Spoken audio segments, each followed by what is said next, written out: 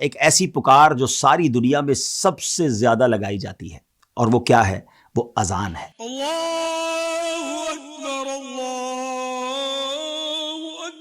سبحان اللہ، رب عز و جل نے اذان کا کیا شاندار نظام ہمیں عطا فرمایا ہے۔ اگر غور کریں نا ناظرین دنیا کے نقشے پہ، یہ آپ کو جو فجی نظر آ رہا ہے، یہ دنیا کا ایک طرح سے کونا ہے۔ سب سے پہلے فجر کی اذان یہاں ہوتی ہے، اور فجر کی اذان جب یہاں ختم ہوتی ہے تو اس کے بعد اگر آپ نقشے پر آگے بڑھتے جائیں تو نیوزی لینڈ، آسٹریلیا، انڈونیشیا، آگے آئیں تو پھر جناب Singapore, Malaysia, Japan, Hong Kong, پھر آ جائیں تو کولمبو، پھر بنگلہ دیش، انڈیا، پاکستان، فجر کی اذانوں کا سلسلہ ہوتا ہے۔ پھر یہ سلسلہ آگے چلتا ہے تو اس کے بعد آپ آگے چلیں تو عرب ممالک، گلف ایریاز، اور پھر آگے چلیں تو یورپی ممالک، پھر امریکہ اور کینیڈا میں اذان فجر ہوتی ہے۔ جیسے ہی یہ اذان فجر وہاں ختم ہونے کا وقت ہوتا ہے تو جناب پھر فجی میں ظہر کا وقت شروع ہو جاتا ہے۔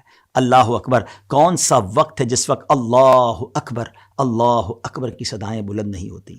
اور شیطان کو اذان بالکل بھی پسند نہیں ہے۔ جی ہاں ناظرین، شیطان کے لیے تو ایک میزائل کی طرح ہے، اس کو تو بڑی تکلیف ہوتی ہے اذان سے، اور اس کی بڑی وجہ یہ ہے کیونکہ شیطان سجدہ نہ کرنے کی وجہ سے مردود ہوا۔ اور اذان دراصل کیا ہے؟ اذان تو نماز کے لیے تو بلاوا ہے، اللہ کی طرف بلایا جاتا ہے، مسجدوں کی طرف بلایا جاتا ہے، اور لوگ اذان کے بعد رب کو سجدے کرتے ہیں۔ تو شیطان کب یہ چاہے گا کہ ہم اذان سنیں اور اذان سے محبت کریں؟ بدقسمتی سے کہنے میں مزہ نہیں آ رہا، لیکن لوگ اب مسجدوں کے قریب گھر نہیں لیتے۔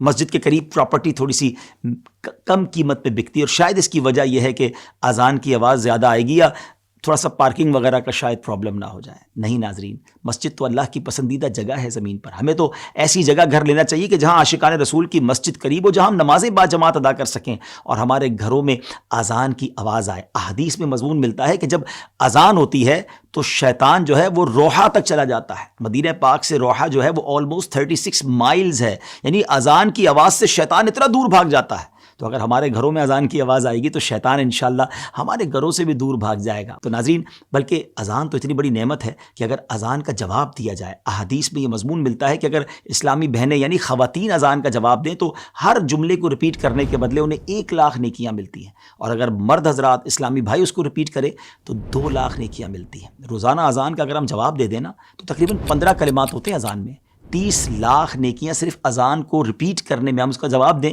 تو اس کا انشاءاللہ ہمیں ثواب ملے گا۔ اور فجر کی اذان میں تو الصلاۃ خیر من النوم کا اضافہ ہے، 17 اس میں کلمات ہیں، تو 34,00,000 نیکیاں جو ہیں وہ ہمیں صرف فجر کی اذان کا جواب دینے میں ملیں گی۔ تو اذان سے محبت کیجیے، اور آئیے آج سے نیت کرتے ہیں کہ آج کے بعد ہماری کوئی نماز قضا نہیں ہوگی۔